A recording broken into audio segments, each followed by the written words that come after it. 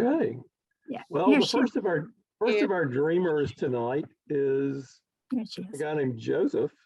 Hi, Patricia. Glad you're back. A guy named Joseph from the Old Testament, the Hebrew Scriptures. And this is Joseph. I'm just going to refer to him as Joseph from Genesis.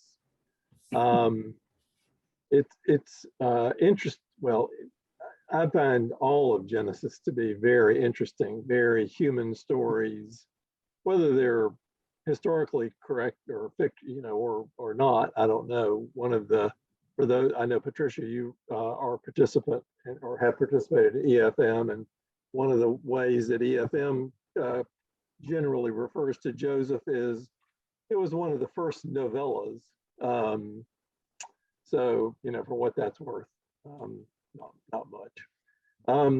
But so when you think about Joseph, what do you think about? I mean, it goes on for 14 chapters at the end of Genesis.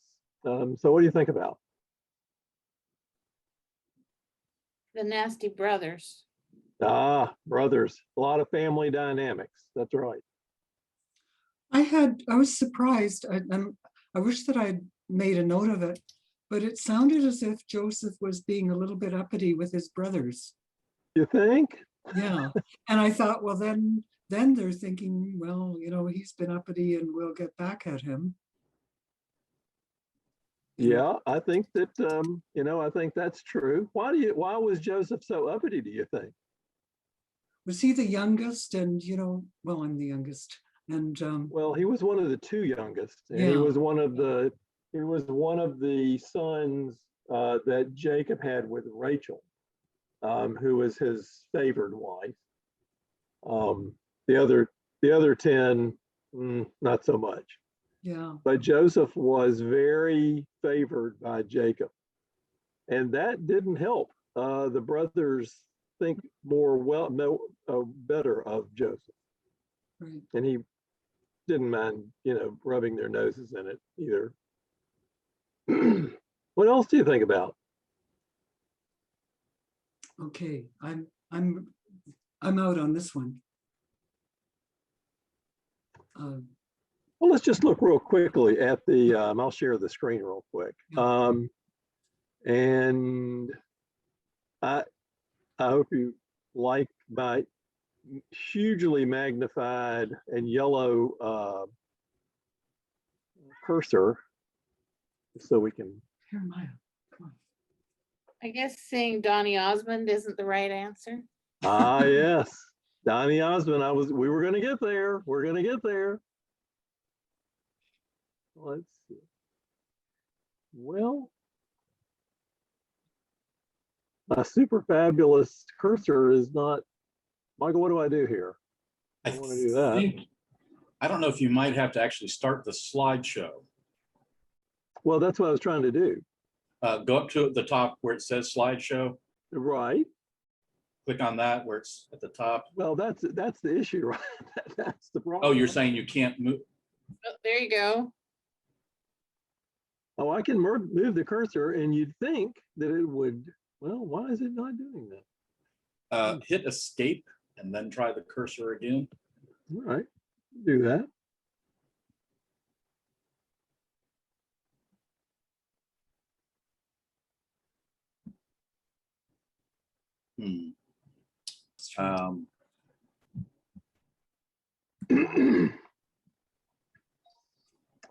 Well, that is interesting. There we go. Let's see what we got here. No, we want to start a slideshow, and that's not a choice. Let me suggest, I don't know if this will work or not, but it's one of the two last things I can suggest. Stop sharing the screen and then share the screen again and just see if that helps by any chance. That seems to be Microsoft's answer to everything. Turn it off and start it again. That's actually a good plan.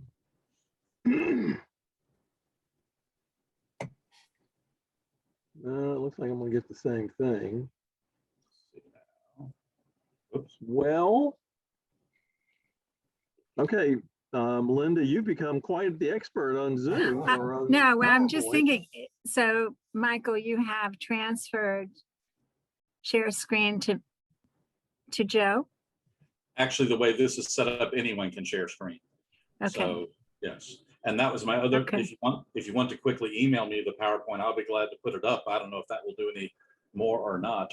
and you weren't just, the other thing you can do, Joe, is just click on each slide if that cursor is not helpful. Oh, that's good. You're going to open it that way. Okay, that will help, I think. Well, I tell you what, we'll just do it that way. So, the slides are just a little bit smaller. That's okay. So when you Okay. think about Joseph, We So don't- you're gonna have to stop sharing again and put the slides back up. We don't see the slides. oh, that's aggravating. Yeah. That was Well, an let's see. interesting list of topics, though. Think of all the other things we could study. That is true. That is true. Okay, can you see that? Not yet. Not yet. No, really. Yes. Okay, Oh, there you go. You can see that. yeah, Okay. Okay. Yeah. So just real quickly, when we talk about Joseph, we start with Genesis 37, and Dorothy's already got most of the part, a good portion of this, which is Jacob loves Joseph. He was one of the sons of Jacob and Rachel. He gave him a coat of many colors. All right. At least that's the way that some translations have it, but that's probably not what it was, but that doesn't matter.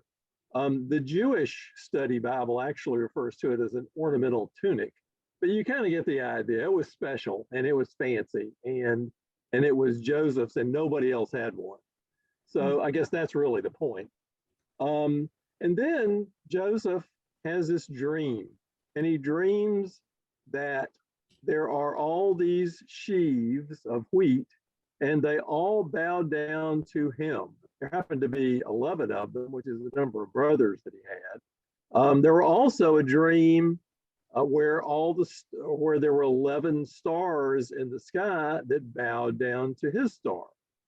And of course, being Joseph and immature and young, basically went and told his brothers all this and said, "This is what's going to happen. This is really great. I must be a superstar." They didn't like that very much. And so all in this one chapter, they hear this dream. They already didn't like him all that much.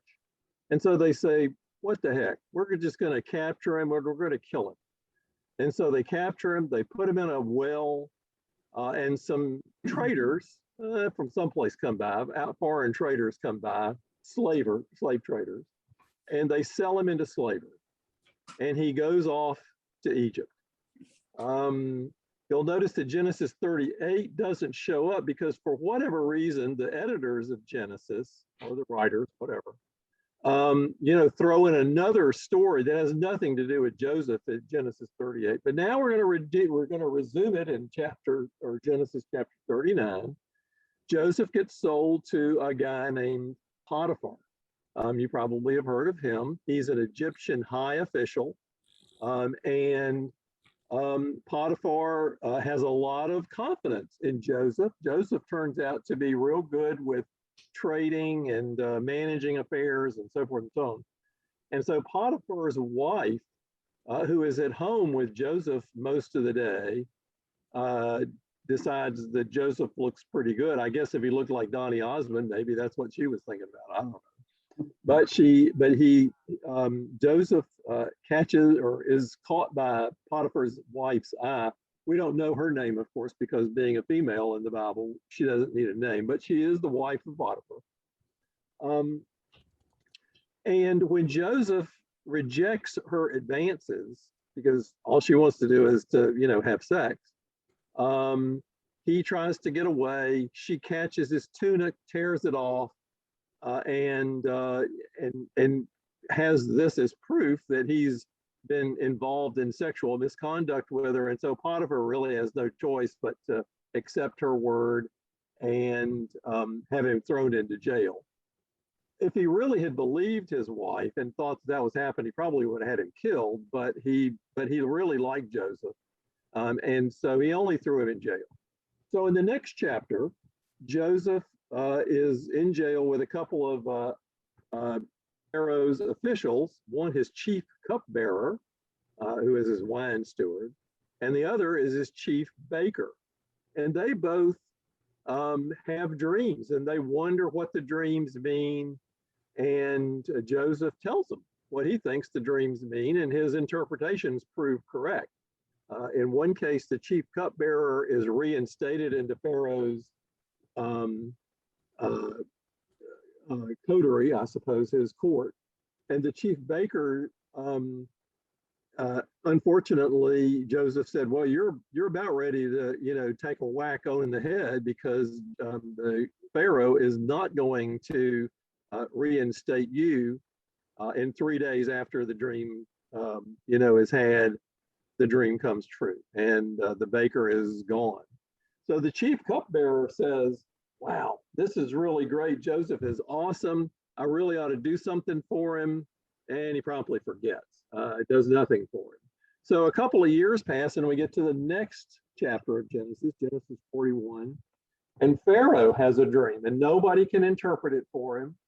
And so the cupbearer finally says, well, wait a minute, there was this guy in jail. He's probably still there. And he interpreted one of my dreams. And so Pharaoh, I think, maybe you ought to ask him what it is. And so Pharaoh, is so taken with Joseph's description or answer or interpretation of what his dream means. And it has to do with 7 fat cows and 7 skinny cows as being representative of boom times in Egypt's agriculture, and then lean, followed by 7 years of lean times. And of course, that's going to be important anyway. But the Pharaoh says, wow, I never thought about that. It sounds like I need somebody who really could kind of manage my finances and manage the economy. Joseph said, yeah, I could probably do that. And so Pharaoh says, you're the guy. So even before any of the dream comes true, Joseph, gets put into the second in command position to the Pharaoh. Then chapters 43 through 47, have the story where Joseph, the 7 years do in fact, the first 7 years do in fact turn out well. Egypt has lots of wheat. They've stored a good bit of it because Joseph said, we need to store this because we're going to have 7 lean years here in just a little bit. And so the brothers in Israel or Judah, wherever, had not been quite so sensible with their grain, their wheat, and so forth. And so Jacob says, the father says, I hear that they got wheat down in, or they got grain down in Egypt. Why don't you guys go hustle down there and bring some home? And then we end up with a situation where the brothers, meet Joseph, but they don't recognize him. He recognizes them, of course, but not the other way around. And so there's a lot of family drama about, going back and forth to between Egypt and Israel and so forth. And finally, after some drama, a lot of drama, all the family is reunited. And in a couple of chapters, Genesis 48 and 49, Jacob blesses Joseph's sons, then he blesses his sons, and then he dies. And then the brothers, after all of this, say, now I guess we're going to get whacked because, Joseph is going to remember, that we sold him into slavery and he's going to take revenge on us. And the chapter ends with Joseph saying, even though you intended to do harm to me, God intended it for good in order to preserve a numerous people. Okay, so that's basically the story. It's a long and involved one, but hits all the boxes, and highly dramatic and everything. Joseph is referenced in a few Psalms. He's referenced oddly in, well, I don't know, kind of odd to me. It's referenced in Acts 7, where Stephen speaks to the council and says, Joseph, we should model ourselves after Joseph. And the council didn't like that. And they stoned him along with Paul. And then Hebrews 11 has a couple of short verses that describes Joseph as one of the heroes of the faith. He didn't come for any of the accolades that people like Moses and those guys get, but still, you know, he's one of the good guys. Because he does grow up after his, difficult, or not difficult upbringing, but his difficult relationships with his brothers, and he grows up and he turns out well. So, any comments about any of the story at this point? So there's several dreams in here. There's one where he, dreams that everybody's going to bow down to him, and as it turns out, that dream comes out true as well. He interprets the dreams of several Egyptian officials, including the Pharaoh, and so dreams play this very important part in the whole story of Joseph. So, any comments at this point about Joseph? Well, you reminded me the brothers were kind of annoyed with him was because he had this dream that they interpreted as him boasting, I think. Mhm. Oh yeah. Believing that he could interpret dreams. So this was him saying, I'm going to be above you at some point. And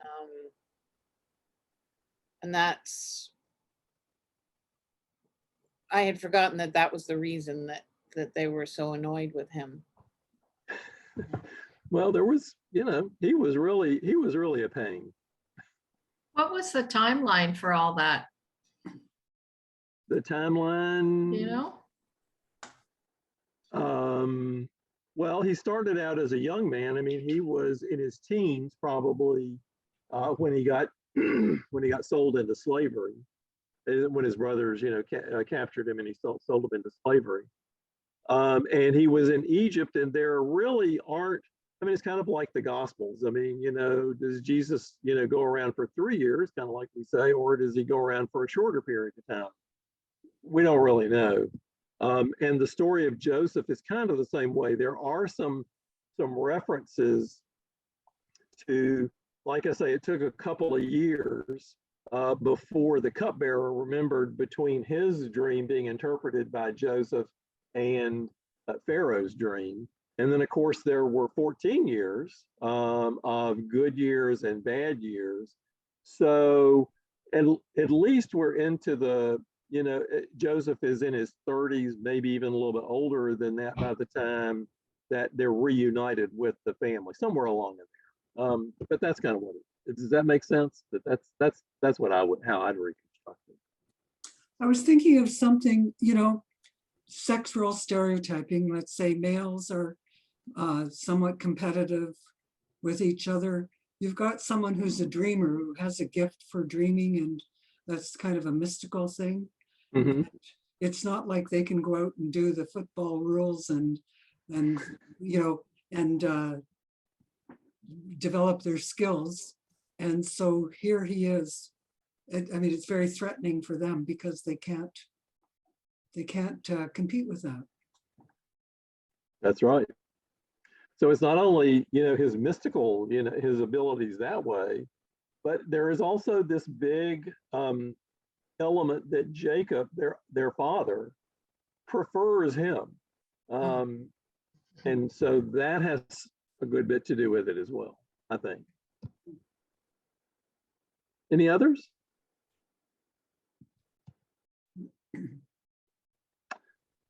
So just real quickly, this is a painting, and as you can see from the slides, there are 3 or 4 paintings that I've got, several bits of art. This one is Florentine. It's from about 1485, I believe, and this panel is in the Metropolitan Museum in New York. And this is called The Story of Joseph, and you can see. What the artist did was cram as many details about the whole story of Joseph into one painting. And this painting would have been put on somebody's bedroom wall, basically.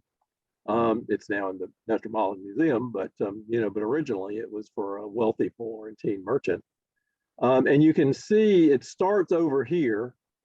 I don't know why my cursor is this way. I apologize for my pitiful PowerPoint thing here today. But the first story is the story of Joseph getting his coat of many colors, or his ornamental tunic. He takes it out to his brothers and they capture him and throw him in a well.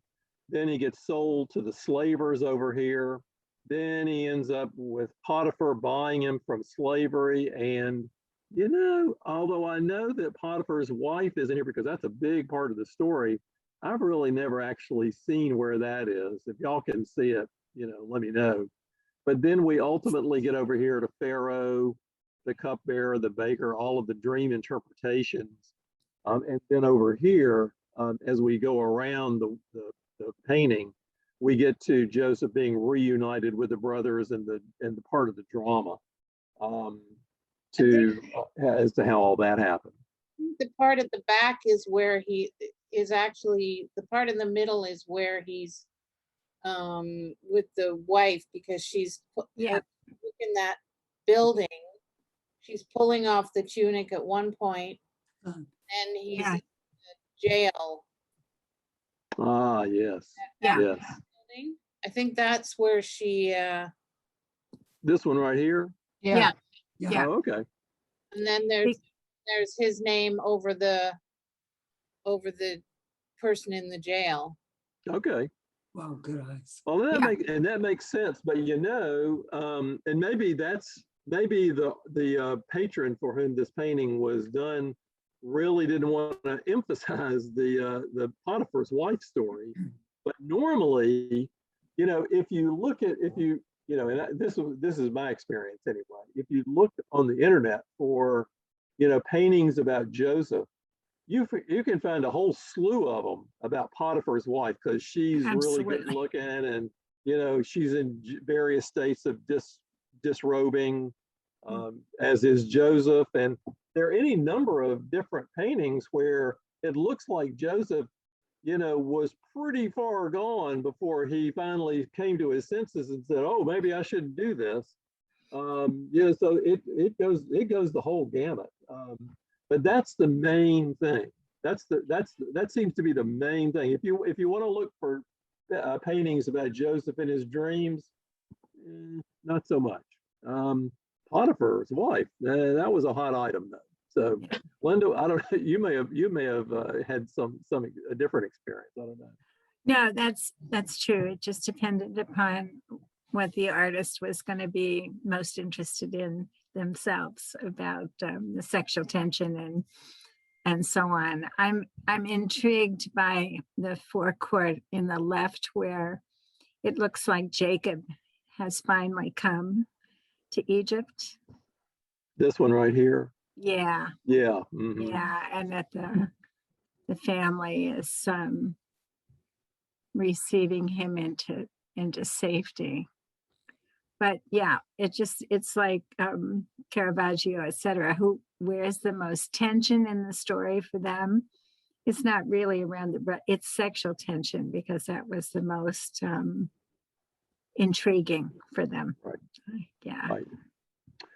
So we'll get that later in David, and you get Mhm. family drama and preferential sons and all the rest of that. That's all part of Genesis. So Absolutely. A more contemporary.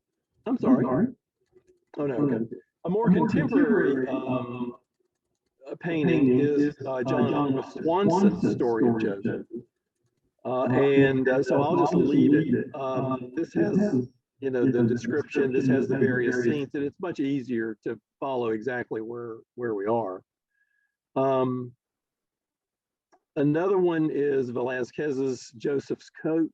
The coat is also a big scene from art and paintings. And then I just like this one. This is from a museum in Israel by an artist named Shoshana Brombacher. And it just reminds me of Chagall. And I don't understand it, but I like it. So, what can I say?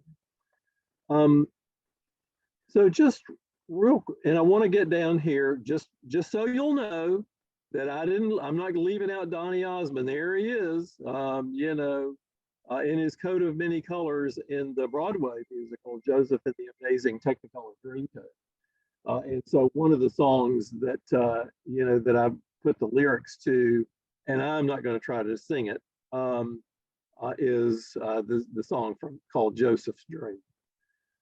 But before we get to that one, or before we go back to that one, perhaps, these are a couple of poems from an Israeli poet, Jewish poet, who lives in Jerusalem, named Elizabeth Topper. And these poems are both pretty short. And she refers to Joseph as Bashev. I don't know if that's the right pronunciation, but that's the Jewish name for Joseph.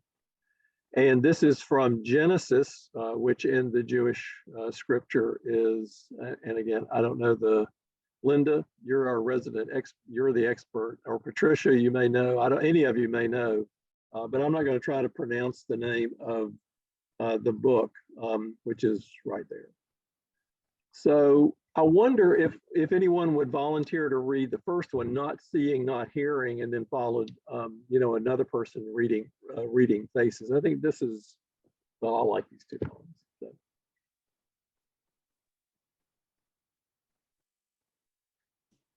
I can read the first one. Thank you. When your eyes were fixed on Joseph, resplendent in his cloak, did you not see his brothers smoldering with rage?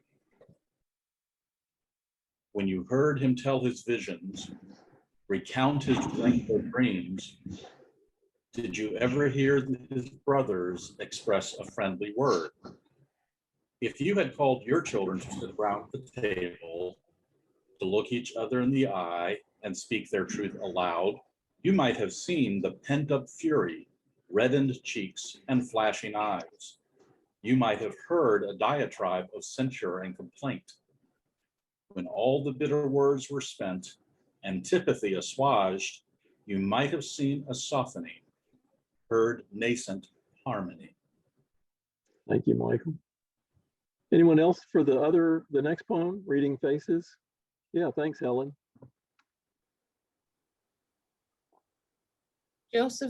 Joseph's artless eyes scan his mother's features, seeking to decipher what's depicted there.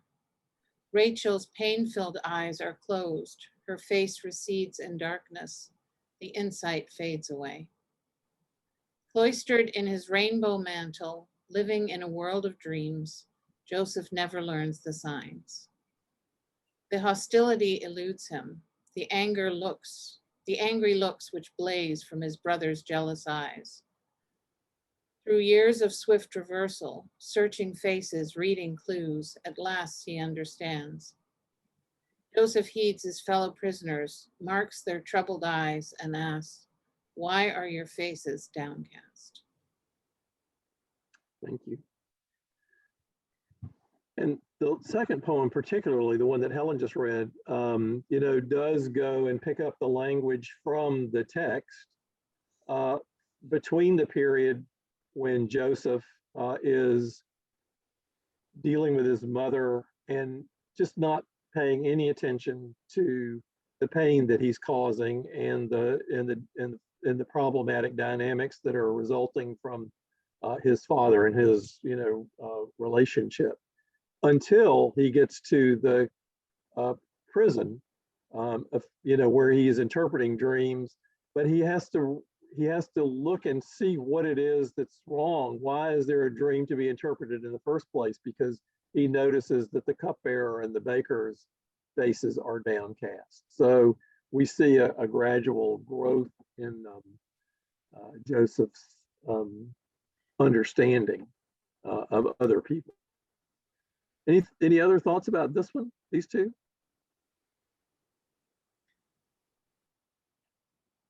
Well, it's as you say, it's a growth. I mean, if he was the youngest or the youngest in that grouping, because I think Benjamin was quite a bit younger. Mm-hmm. he likely wasn't really paying attention to his brothers. I mean, he was paying attention to his dreams, and he was paying it. So when he was telling his dream about the sheaves, he wasn't really thinking about how it was affecting his brothers. He was just thinking about how it was affecting him. Whereas when he got to interpreting other people's dreams, then he was forced to think about their perspective rather than just his own. Absolutely. Yeah. Thank you. You put it much better than I did. So thank you. Any others? Well, I'll just note that the song, the Andrew Lloyd Webber song, gives you a lot of the same kind of thing. It gives you a little bit more detail about the dreams, about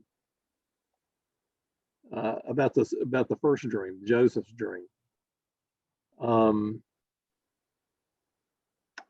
Would anyone like to either sing or read that one?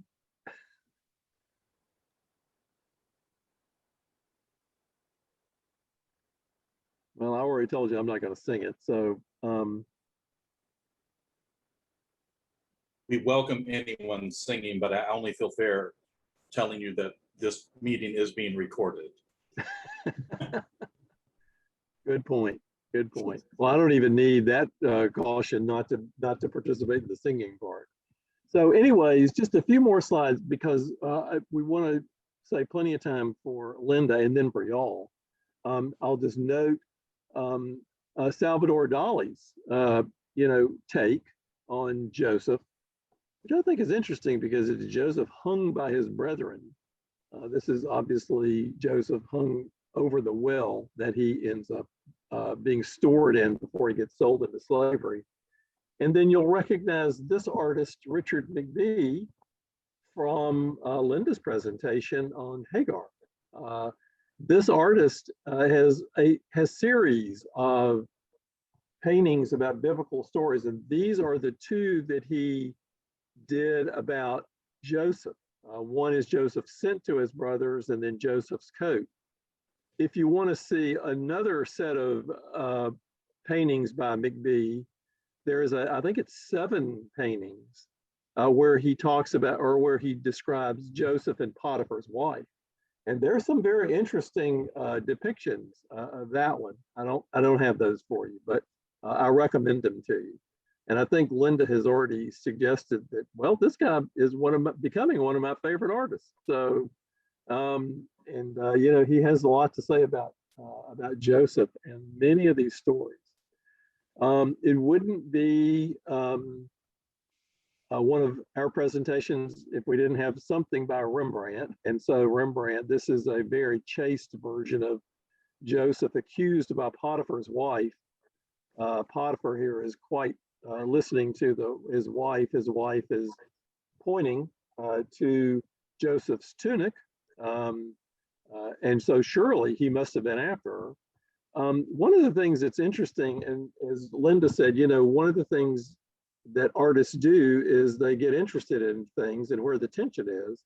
And this is one where he had been sued by a former companion who claimed that he had breached his promise to marry her. And so he ended up in court, in a very nasty bit of litigation. And to him, that was very much like Potiphar's wife accusing Joseph. So he feels very vindicated, I'm sure, by putting this painting out. But we can at least look at it and admire the his artistry. So what I'd like to do, there's several other poems that are interesting, but I think maybe the best segue is the last poem, and it's by Rumi. And I would love someone else to read this, if you will, one of y'all. Oh, Nancy, I'm sorry, you got your hand up. Oh, actually, I had my hand up for the earlier poem by, I think it was by that's all right, Elizabeth Hopper. Mhm. And just adding on to what Ellen was saying, and you, that, you know, how Joseph became much more aware of the people around him and taking those cues. And, you know, initially he's in the family, he's, you know, his father's favorite. And then he's sold into slavery. So he's out, you know, he's in another world where his survival may well depend on how he begins to learn to read other people and how he's going to survive in that situation. That was, you know, I hadn't really thought about that at all until reading that poem, and then hearing you and Ellen talk about that. And it's interesting to think about his growth and change and experience, his life experience, and how that changed him. So I can read this poem if Please. no one else wants. Okay, the dream that must be interpreted. This place is a dream. Only a sleeper considers it real. Then death comes like dawn, and you wake up laughing at what you thought was your grief. But there's a difference with this dream. Everything cruel and unconscious done in the illusion of the present world.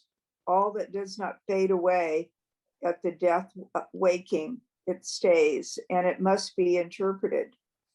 All the mean laughing, all the quick sexual wanting, those torn coats of Joseph, they change into powerful wolves that you must face.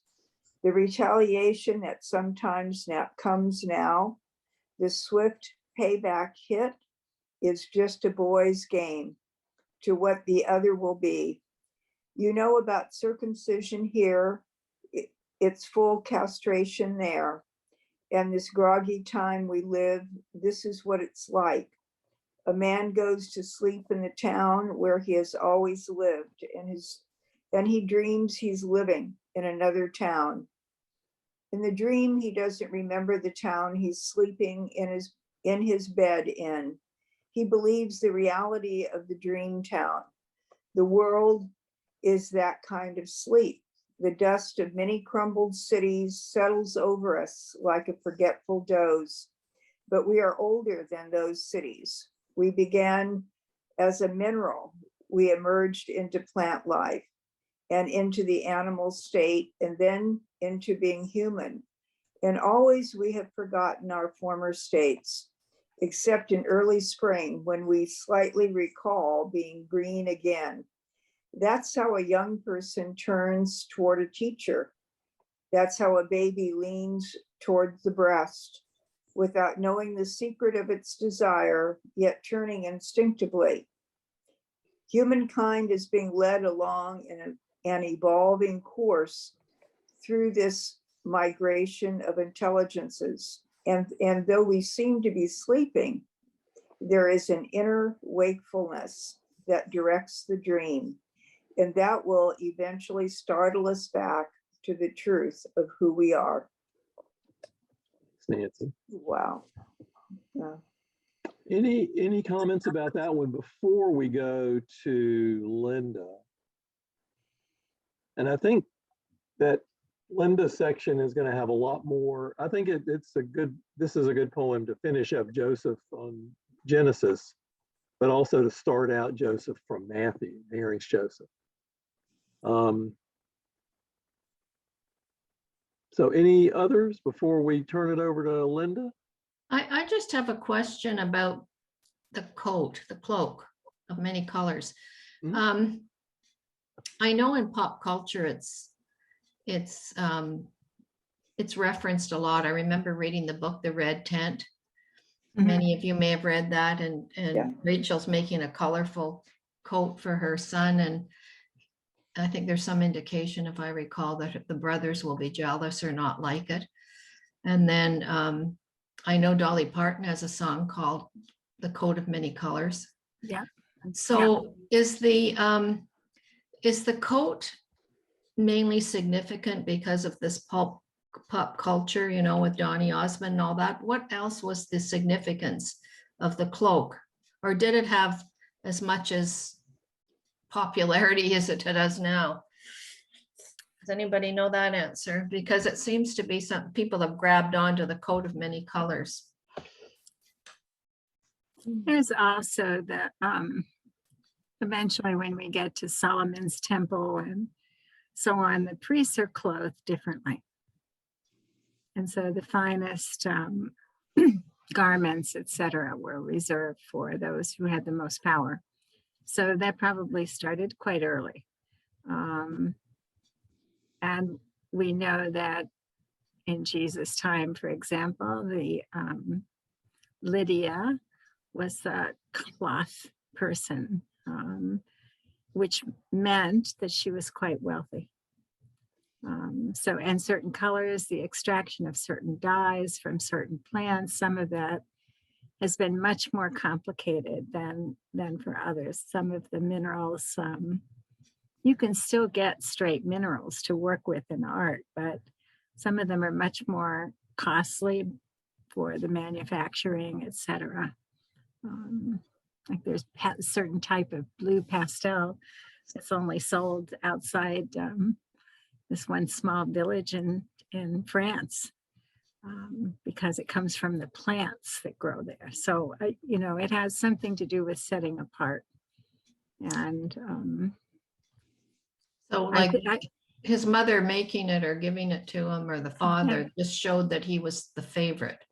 Well, was there any significant symbolism, like through God, like it was God's chosen one, or light through the cloak? Or I guess a lot of people are reading a lot into it, like me. No, but waiting a long time. I mean, you know, the saga of Jacob. I mean, he couldn't marry who he wanted to. He had to serve another 7. I mean, the symbolism of the 7 lean years, he had those with Leah, waiting to get Rachel.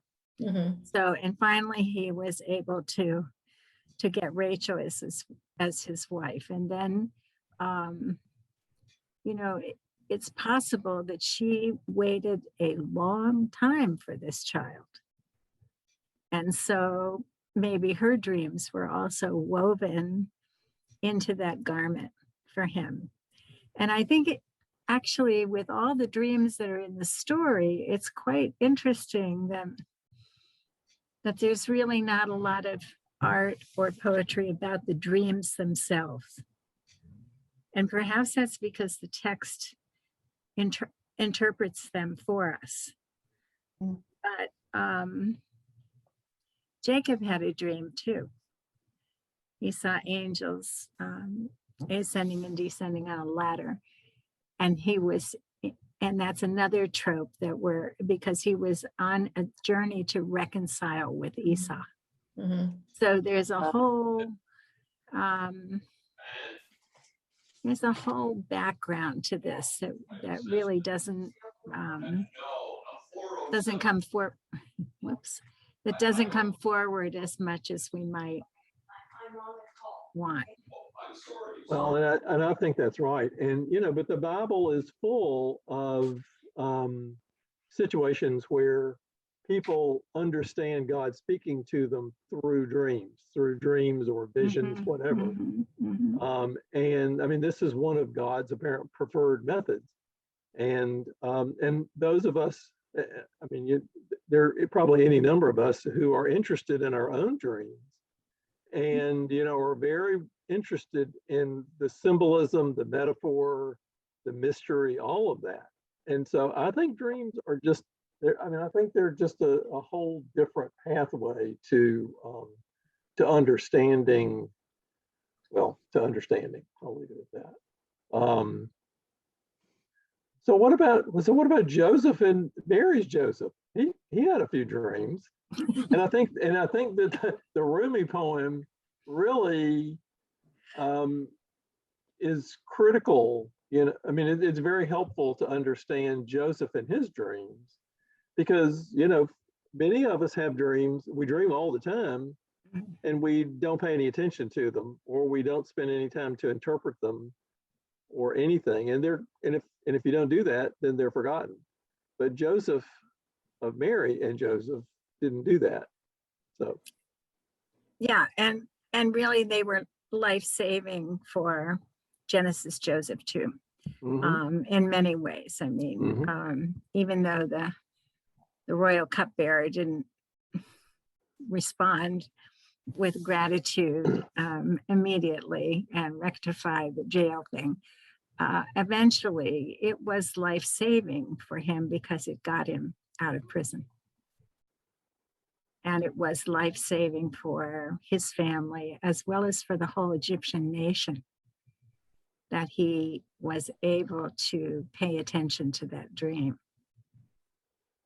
So he was really more of a hero perhaps than we thought. And I think that Helen's insight in particular about this guy finally waking up to not being in a privileged position anymore, maybe he did start to turn to listen to others, so that he moved beyond himself in a way that was also life-saving. So yeah, it's a good piece. Do you have any idea of when Joseph was chosen? I would sort of say he was chosen at the time of that receiving the coat of many colors, but how old might he have been? I think he was an arrogant teenager. he was, to tell you he was the a truth. teenager. Yeah. Okay, you think he was that old? Okay. Yeah. Yeah, maybe he was a little younger. I don't know. But his chosen, it's like Linda said, I mean, there's a lot. I mean, Joseph was he was the first child of him and Rachel. And so, there had to be a lot of comment and discussion and filling his head with who knows what, by his mother. I mean, and so when he was chosen, I don't know. But he was a teenager when this coat of many colors thing showed up. Yeah. Even Donny Osmond is a little too old for it. So He's aged pretty well though, Donny Osmond. Yeah, he's a handsome kid. Yeah, he's a handsome. Another favored kid in that household, Yeah. right? So And one of the youngest. yeah, there were a lot of brothers, but the only one who really made it was Donny. Right. Yeah. Most photogenic. Anyway. Are we? Timing. Sorry, Linda. No, go ahead. I'm just saying the timing of things is a little bit peculiar because he was married to Leah for 7 years, but he had 10 sons with her. Like, didn't he have? Oh no, 7. And continued to have children even after Rachel came into the household. Still had children with Leah. Mhm. Jacob and Rachel's first child was Joseph. Yeah. And then near the end, they talk about Benjamin. Joseph's sons being blessed by Jacob. Yeah. But I wasn't sure how he had sons because there wasn't any mention of him having a wife at that point. You mean Joseph? Yeah, the timing was a little peculiar. Yeah. I'm not going there. You can go there. I'm just, Anyway, I'm sure he had a wife, but yeah. but she didn't merit a description. But I mean, after all, she was first a woman, and second, she was Egyptian, almost certainly. So, Yeah. this is not somebody that the Hebrew scripture is going to say, oh man, we got to look to her, because she's the mother of our country, after the Exodus and everything. So that just didn't. I mean, they had to pick Joseph. So that's this origin story. Just conveniently ignores some of the details. So. And Ishmael took an Egyptian wife too. That is in the text, so that's important to some people. whatever. So if we're ready to go to Yeah. the other Joseph, well, see if I can get this right again. All right.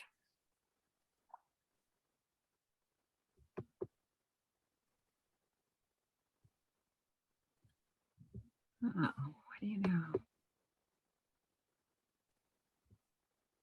All right. Hmm.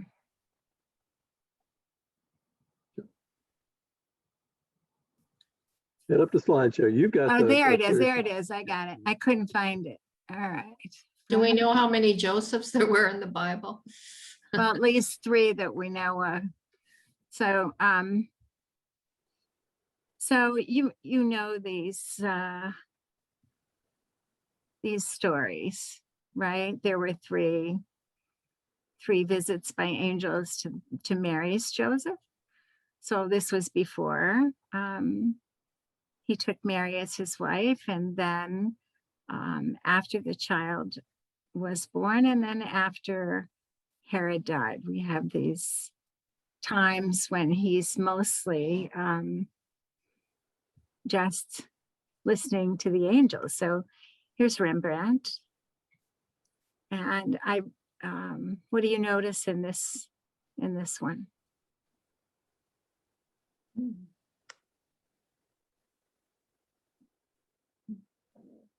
Well, the first thing I noticed was the angel tapping him on the shoulder. Yeah, she's waking him kind of gently, Yeah, don't yeah. you think? It's just like, hey. He's having a hey. nice, he's having a good sleep, and she's disrupting it. Yes, Yeah. it's a pair of exhausted new parents. Yeah, good point. Well, and the light on Mary, the light on her face. Yeah. Is the angel a woman or a man? Oh, I don't know. Either men. Genderless. Yes. Probably genderless. But again, very humble circumstances. Yeah. Yeah. And that's another kind of message that that God's going to speak to people in all sorts of circumstances, and the messengers come in a totally unexpected way. So this is a sweet, gentle wake up you. This is Giotto. And what do you notice here?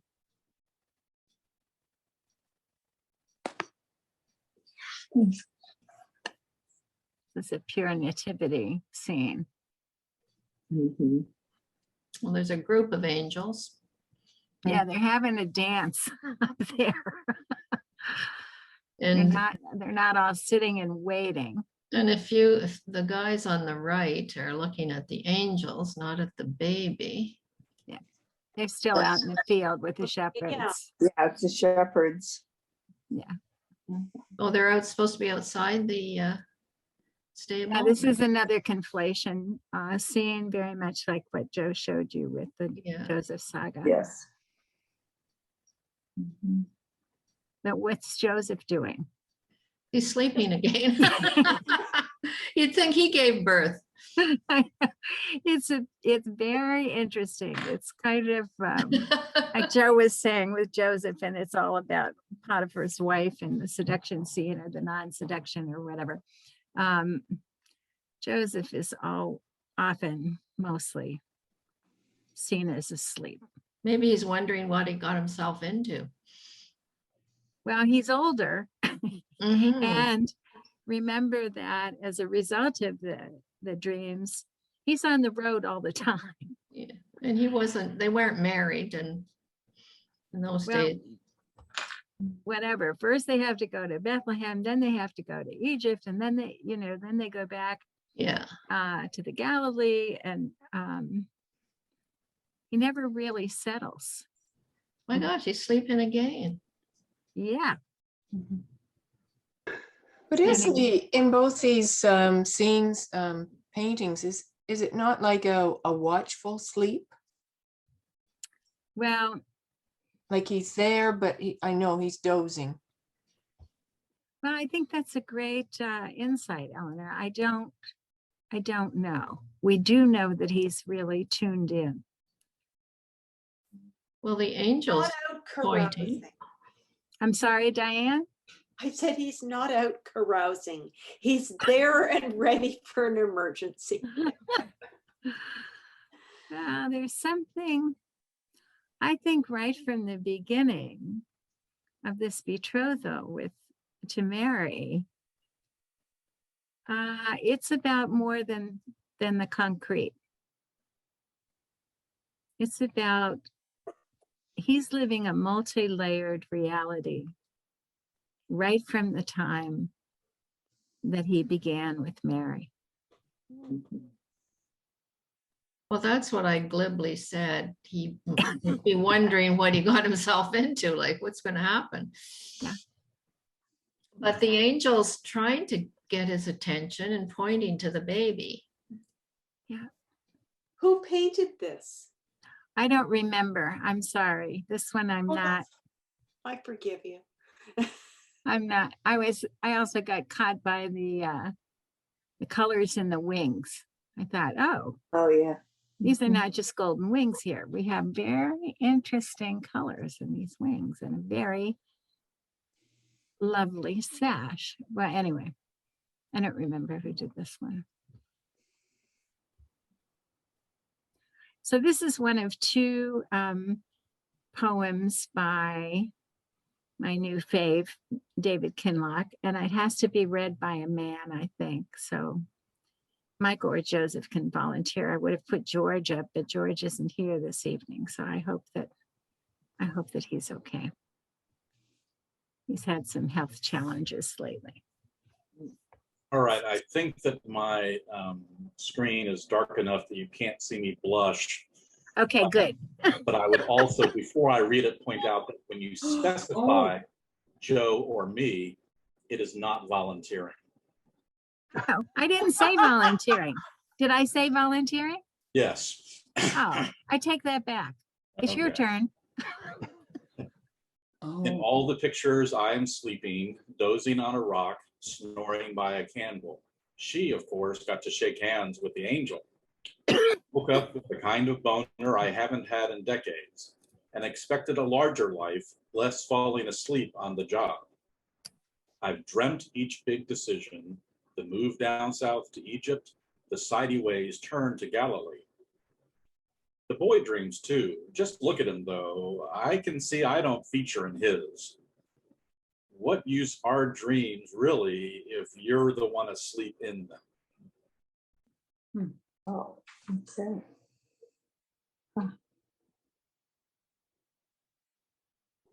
What use are dreams really if you're the one asleep in them? So what do you think the poet was trying to say about? Well, Joseph? the REM sleep when you dream is the restful part of your sleep, restorative. So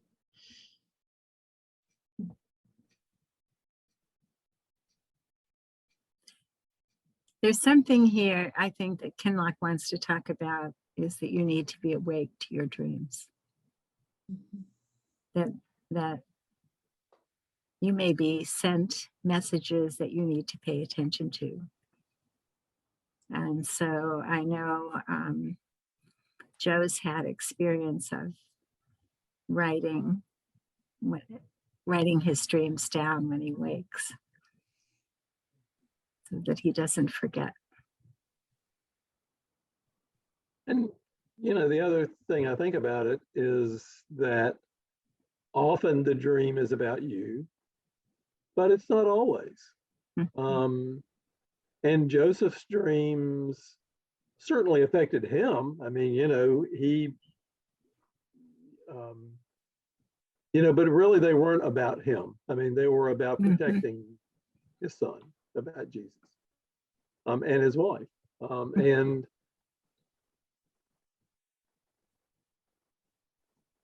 I think for him, that probably was I mean, you know, I just figure he probably wishes he had a little bit bigger role to play, but you know, but that's okay. He was okay with that. I mean, I always got the sense that that was okay.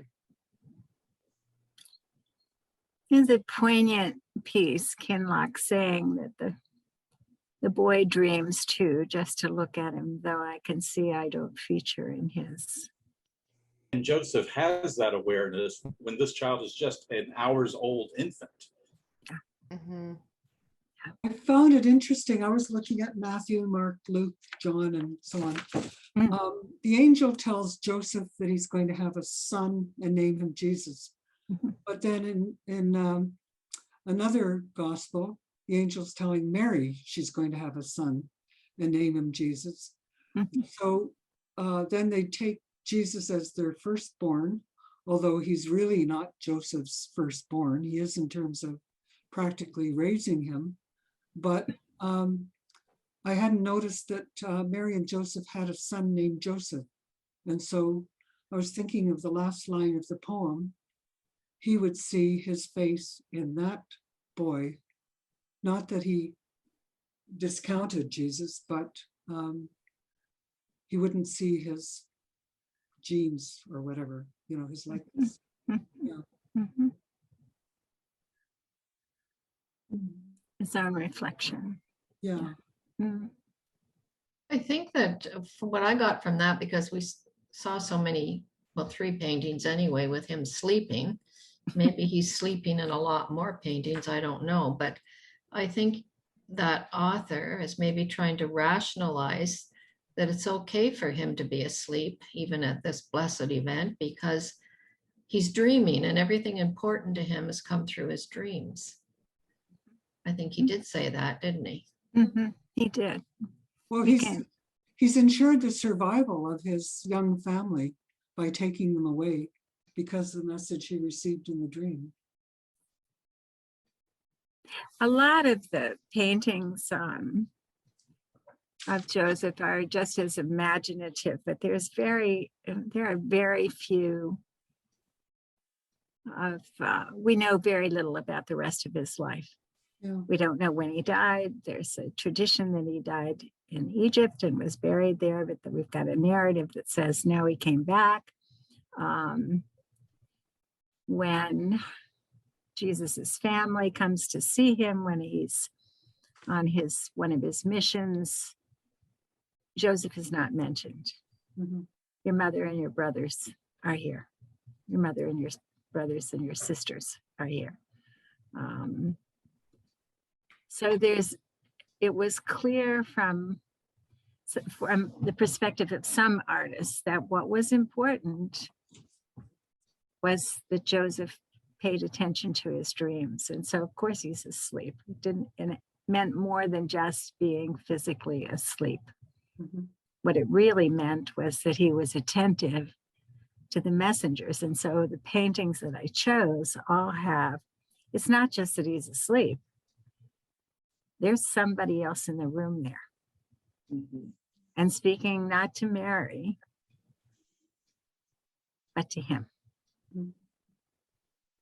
So it just makes it a little different. Let's see if I can get back to. Okay. Oh, I can't believe I'm doing this. This is actually working. Okay. So again, that was Joseph's dream, and we're going to do another one. Nobody has to blush on this one. Would somebody like to read? Joe, do you want to read this one? Yes, I'll be glad to. Thank you. Sometimes I dream, my dreams are simple palimpsests of sun through cloud. But in my dream, I may not dream of dreams, and the sun is a perpetual light, switched on so I can act in this strange, gilded world where rulers work as terrorists and hunt my perfect son. Flee into Egypt, voices say, or rest here, dream here, where the water is pellucid as the voice that speaks my dream. I wake, but the dream continues. I look into Egypt's dust and see the plain deal table in the kitchen back at home, a woman who's half familiar and a simple boy looking up at me with adoration. Mm. So this is later, right? Later on the journey, when he's back at home, when they're back in the Galilee.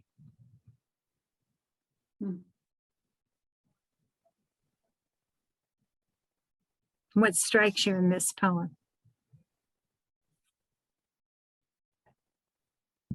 Well, in the last two lines where he talks about the woman who and a simple boy looking up at me with adoration. This so much of this adoption story of this child who comes into Joseph's life and he adopts him basically. And at this point, this boy is young enough that he doesn't really know who he is, and he's looking up at his father, the only father that he knows, and trusting in him to keep him safe and keep away the bad guys and do what needs to be done. And I really think that Joseph is this amazing character who took on so much without really questioning it. I mean, he took in a woman who was pregnant not by him, and then raised this child that was not genetically his, and did it with such love and devotion. And so that's what strikes me. Of course, I've got my own Joseph, so that's kind of why I go there. It's a lot of sense. There's a tremendous amount of trust in him, isn't there? For no matter what circumstance. And I love that line where rulers work as terrorists. Gilded world, strange gilded world where rulers work as terrorists. Because that's the other backdrop. Herod killed all the boys under age 2.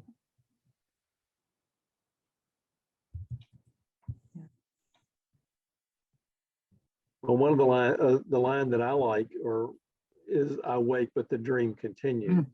Yes.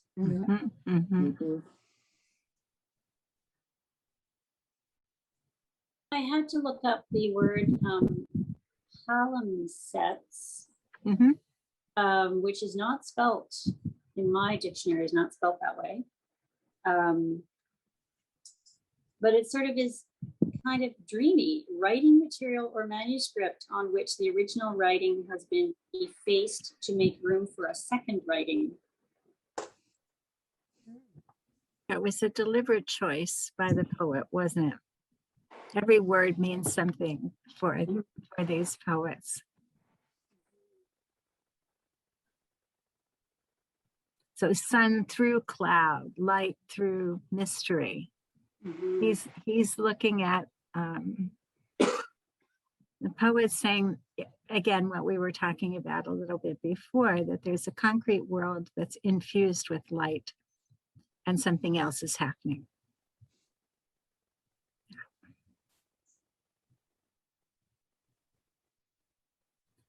So this one is one of the few paintings that I found where Joseph's not asleep in Churlandeo in 1485. This is it's another whole narrative. In one painting, the shepherds are way up there. Can you see what Joseph's looking at? Did I get that in your painting? Angel way up there. Angel. Yeah. Whoops, sorry. Cool. Oh, how do I go back now? You have to end the show and then go back to that slide. Or can't you just hit one of the little arrow cursors? One of your arrow buttons? Mm. PowerPoint pretty much only goes. Yay, Joe! Whoa. Yay, got it. Okay, so Is that an angel up there in kind of grayscale? yeah, the angels in grayscale. Mhm, mhm. I just found that was very interesting. It's the only piece I found that looked like that. So what does that say to you? He still has a look on his face like, what have I gotten myself into? Yeah, Or like maybe more pointedly to the angel, what did you get me into? yeah, don't you have somewhere else to go? Don't you have somebody else to see, some other message to be given? But Lindeo wanted us to know that this Joseph was alert. Always The angel's so far away. And Yeah. he's just. Yeah. So, Yeah. And I Well, love it. yeah. Go ahead, Joe. It may have been also that he is pondering, well, what did that dream that I just had mean? You know, the Pharaoh's dreams and the cupbearer and the baker's dreams, they were not immediately apparent. I mean, we can look at the interpretation and say, oh, well, surely that's what that means.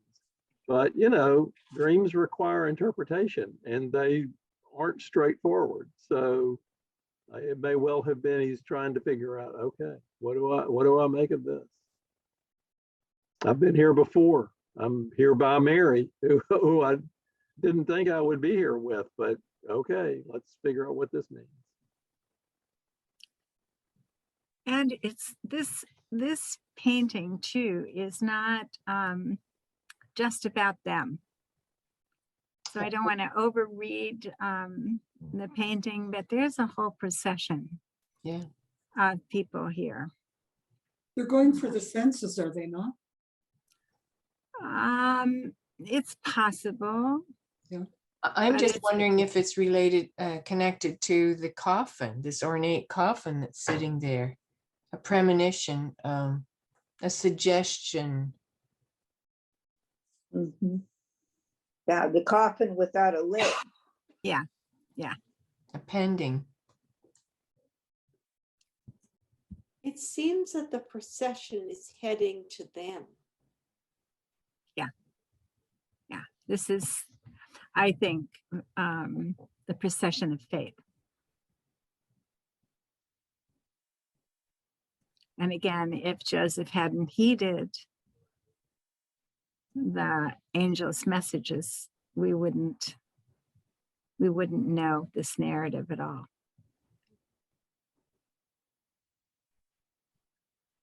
But it is very interesting to put a coffin next to a new baby. And this is not a manger scene. No. Where Jesus is in the feeding trough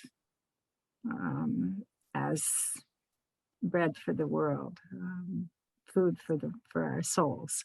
It's foreshadowing. Yeah, it's not a cross. It's an empty coffin. And it's prominent right at the front. Except not really empty because it's got hay in it and the animals are looking at it. So it's kind of a manger and a coffin at the same time. Yeah. Kind of birth and death together.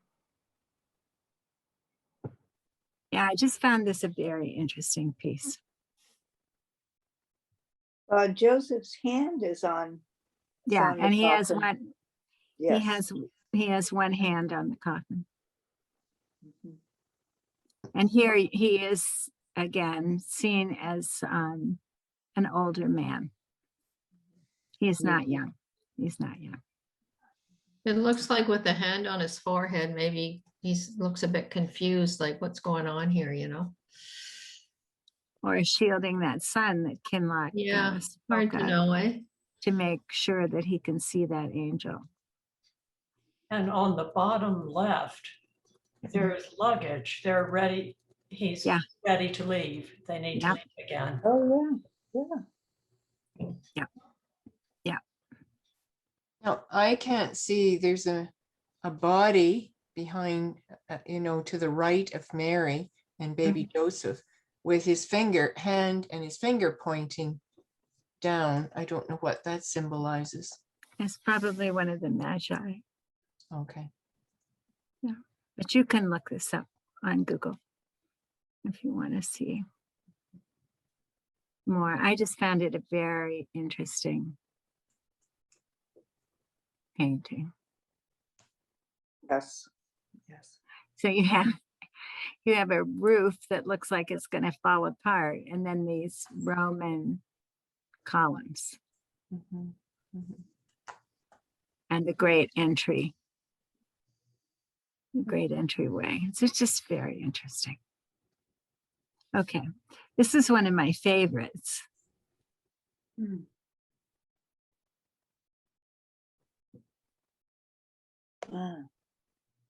Merson's. Back to Egypt.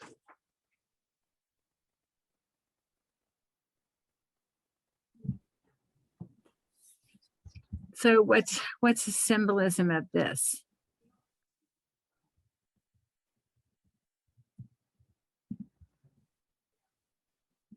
Well, the Sphinx is protective. So Egypt will be the protector. Yeah. Yeah. And the Sphinx representing Egypt. So again, we're pulling what Joe said earlier about the Joseph narrative. And is this poor Joseph disengaged again? No, he's just asleep tending the fire, right? Oh, okay. Yeah. I don't think he's disengaged, but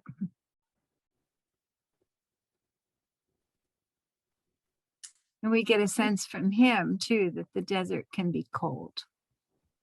Yes. Right? There's a donkey off there somewhere. Mhm. And of course, the light is shining on Mary and Jesus, And mostly on the baby. Jesus. Yeah, her face is turned Yeah. aside. I just love this. I thought this was a very mystical painting. I saw it a long time ago, but I can't remember where. It does What seem museum. protective, doesn't it? Mm-hmm.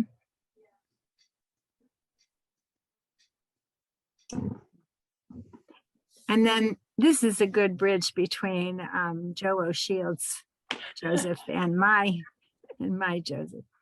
This is Rousseau's interesting painting that's at MoMA in New York. And it is very startling. This is a very startling painting. Yes. So it's just called The Dreamer. What do you make of it?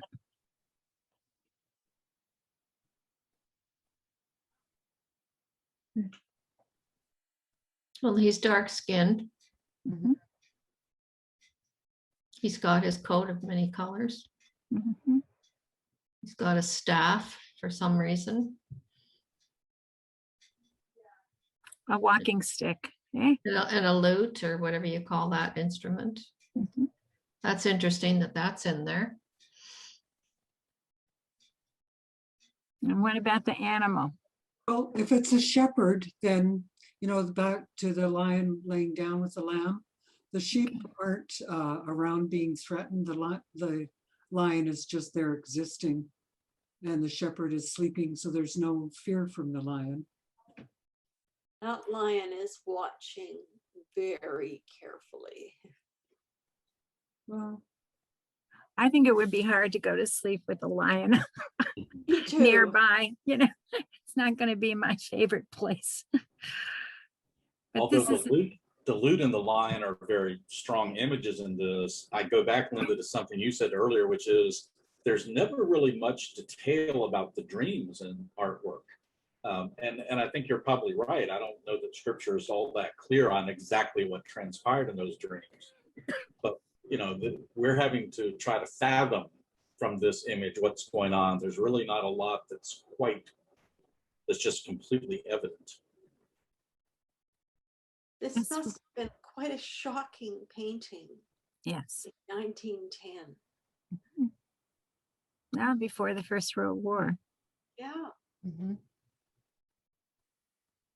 So whether Rousseau saw danger lurking while people were sleeping. Maybe the lion is in maybe the image, the power, image of power. Mhm.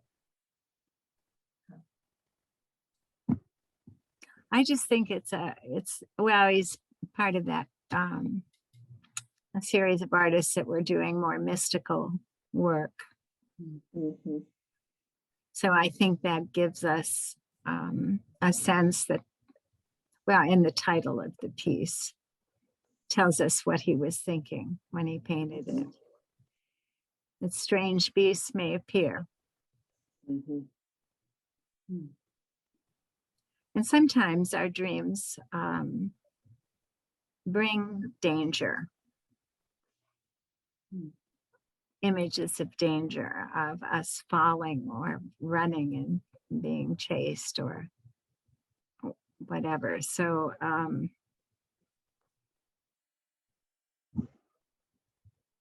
we don't really know.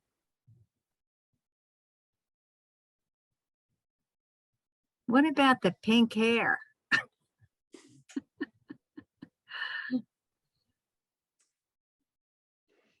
I just thought that was sort of a head covering myself. Me too. Maybe. With many folds. Oh, I think it's hair. Yeah, I thought it was a head covering Yeah. as well. Part of it, Yeah. maybe. Yeah. Has anybody seen this painting? I saw it in New York. Yeah. Maybe 3 years ago, 3 or 4 years ago. I don't remember seeing this one, but I remember when I was there how incredibly arresting his paintings are. Yeah, yeah. I mean, they just stop you. They're vibrant. Yeah. In terms of his, and there are mystical animals in his pieces too. Anyway, I liked it. It seemed to be Yes. both Josephs to me. Yeah. Ooh, that's tiny print. I'll read it since I wrote it a while ago. They focus on my dreams and the messengers that send me here, there, and everywhere. I was missing my naps and the brief rest to get my body what respite it needs if I am to continue to be Mary's Joseph. Sometimes I laugh like Sarah at my predicament, like that other old man Job. I wonder about the capriciousness of a God who thinks that upending the status quo is good for the soul. So map is not territory. No one can say that I really grasped what this walking into the future would mean for the three of us. But I'm devoted to God and to them. And I need my naps, even if they are frequently interrupted and full of surprises. And the stone pillow is a sort of ladder. Like Jacob, I see heaven, but the constant movement of those angel wings is hard to ignore. I see them everywhere. And Mary does too. And the young one sees more than we do. Beautiful.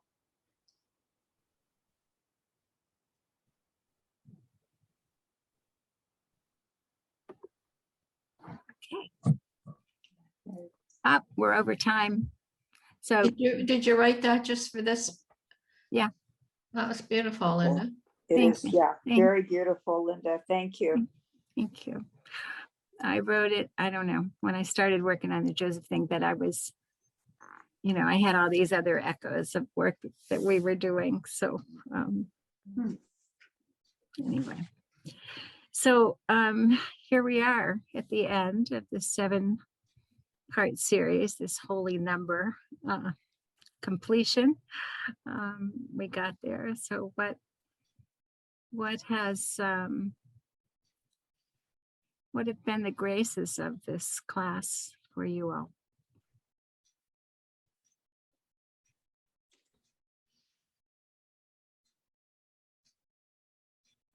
Listening to people from Florida and North Carolina and other places, and in some sense seeing our differences, but also seeing our commonality. Susan, you had raised your hand.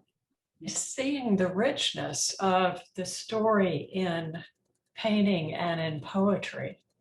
It's much fuller than just the written word.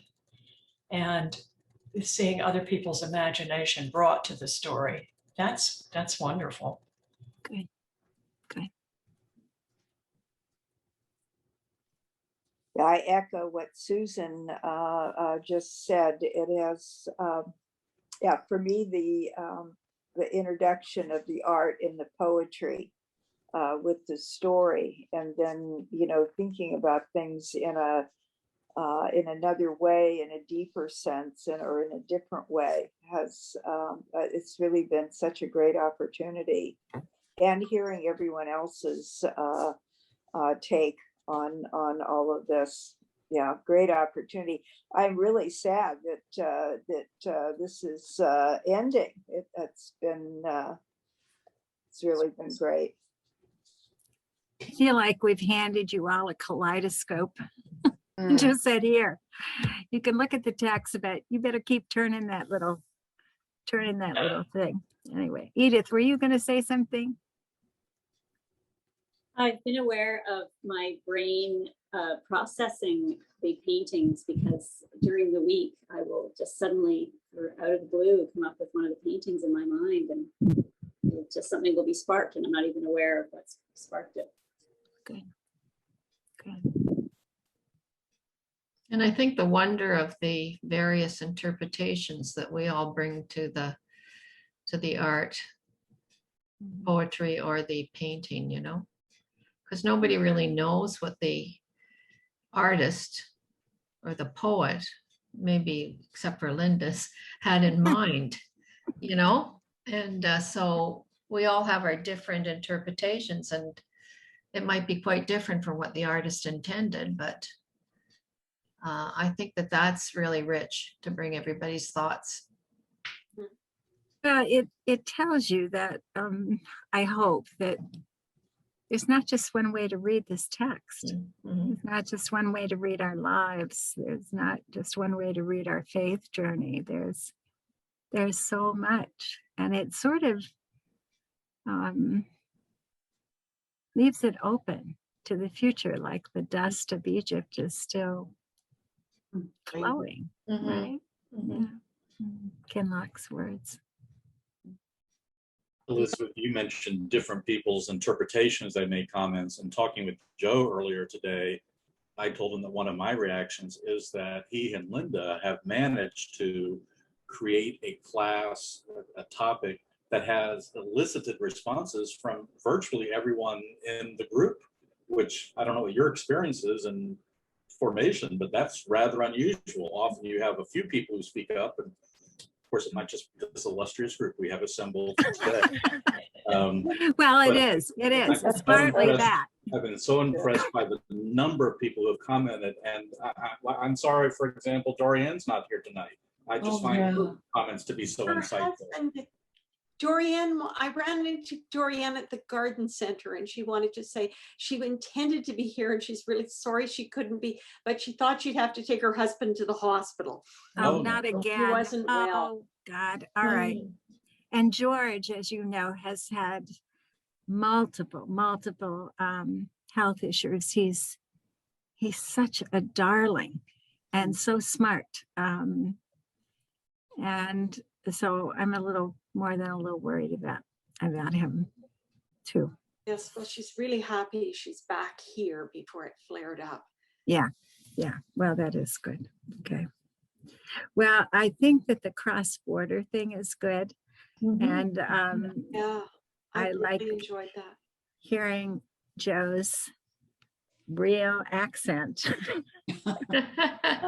He probably thinks we have accents. Well, we do. Everybody does. But we don't have accents up in Canada.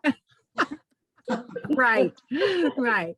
But Sylvia's got her beautiful English tones here. But I think that this really proves how important Zoom can be. I mean, we could just all get around a table, but it wouldn't be as rich. Yeah.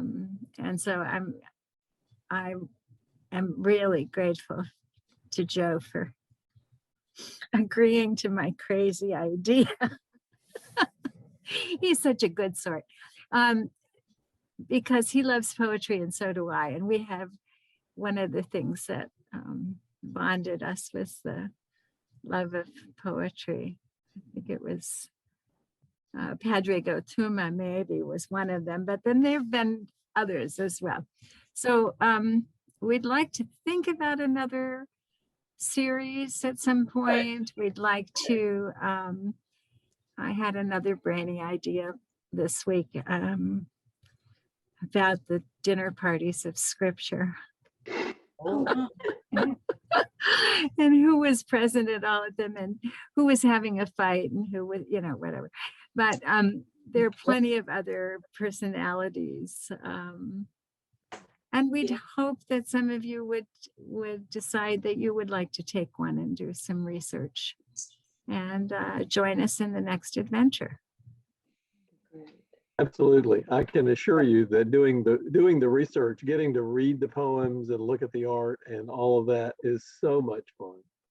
And if y'all are even close to what I'm like, I learned so much more by preparing for a class. So I just love that. I highly recommend it. And I'd love to hear from you. So. Well, thank you so much to Linda and Joe. And I guess, Michael, you were involved too in the... He's the head education honcho now. So if you liked it, this is important.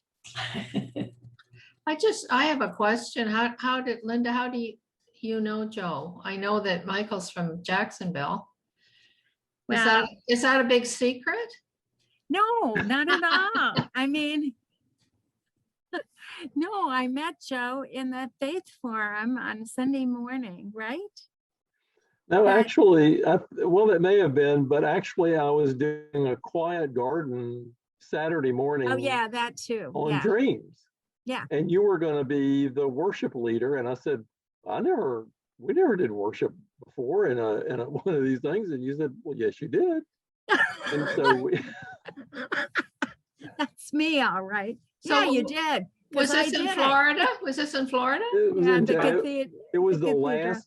It was on March 13th. I remember it of 2020 because it was the last thing we did in person. Before but you're not from down. Florida, Joe, are you? Oh yeah. Oh, you are? Well, I mean, I grew up in South Carolina, but I mean, I've been in Florida for years. Oh, I didn't know you were in Florida. I thought you were in Carolina. Well, every now and again I go up to Asheville. So. Yeah, but I met him at church. Oh, okay. All right. Gotcha. I met him at church. All right. And then Sylvia and Susan and Nancy and Joe and I all go to St. John's Cathedral, which also is where Linda goes when she is in residence in Jacksonville. Okay. Okay. Gotcha. Well, So, thank you. Joe, I don't have to worry about that now. Mhm. I may dream about it, but Dorothy, you Say, had some, though, this is, take it to a much more pedestrian level, but I really like Joe's ceiling. And Linda, I really like the picture over there. Well, thank you. My wife and I, of course, made this room after all of our children left, and we said, "Oh, we need to expand the house." So so this is what we got. It's for the grandchildren now. Of course, and that's who uses it. That's right. and Joe and I share a dog breed, a favorite dog breed. I had a Brittany that I rescued from the University of Denver, the dog lab at the University of Denver that was the best dog ever. But Joe has the best dog ever now, another Brittany. Aw. So I figured I liked him. Joe. Well, or Willie, either one. So Yeah, well, I haven't met Willie yet. Anyway, Michael, you were going to say something else. I was just going to say that actually you said that it was for the grandchildren. Actually, the one who runs their house is the dog. So Ah. true, true. It's his house. That's right. We're just here. So Michael is head of education. Joe, do you have a title with the cathedral? Me? Oh no. Okay. Heavens, no, I don't want one. You had some Irish in your background, hey? Yeah. Ah, yes. He sits with me and Susan on the Spiritual Formations Council. So we're part of the Center for Spirituality and Formation at the cathedral. So this piece is one of the offerings Good. for that work. And then Joe and I are doing another piece, a 10-session course on sacred ground. I think some of you know about that, the Episcopal Church's series on unlearning racism. Huh. We've started with another group.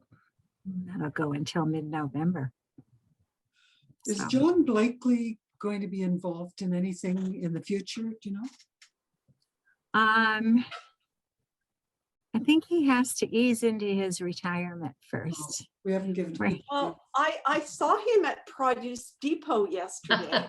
Oh. He's the other one I teach with, Joe. Ah, okay. And he told me he will be returning to All Saints in the fall. He looked wonderful. I thought they were moving to Barry's Bay. Eganville. Apparently, I guess not. Yeah, guess not. Well, there's Okay. always so Raise your hand if you would participate again in another class. Okay, great. Raise your hand if you would be willing to contribute to the offerings. I will do one. You stinkers, come on, Helen, get that hand up there better. I saw Helen's Oh, hand. Edith, I remember interesting. that. Okay. And Edith, yeah. Nervous about the technology. I'm not really. I'm not Well, very if I can do it, you can do it. The preparation, I can assure you, is not as daunting as you might think at first, because when I inherited this adult formation mantle starting at the beginning of summer, I also inherited a Sunday morning faith forum, and by default had become the instructor for several of the classes when other instructors had conflicts. And it's frankly not a topic I would have picked for myself, but it's using, instead of poetry, we're using short literature pieces in a series called Listening for God. And so I found it somewhat daunting the first time, but really you find things to incorporate into what you're going to talk about. You find things to incorporate into your presentation, and it works out fine. And our buddy Joe is presenting this week on Wendell Berry, a short story by Wendell Berry. At 9 a.m. Go to the Faith Forum at St. John's Cathedral. Which Love blessedly to see gave me you a all. week Yeah, off. that would be great.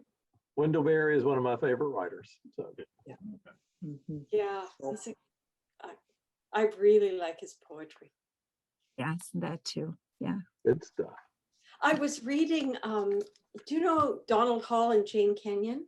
I was Yeah. reading Donald Hall's memoir of their marriage, and he talks about Wendell and his wife coming for dinner all the time. Oh, how fortunate. Oh, wow. Wow. And this is only getting a paragraph or a few sentences. Yeah.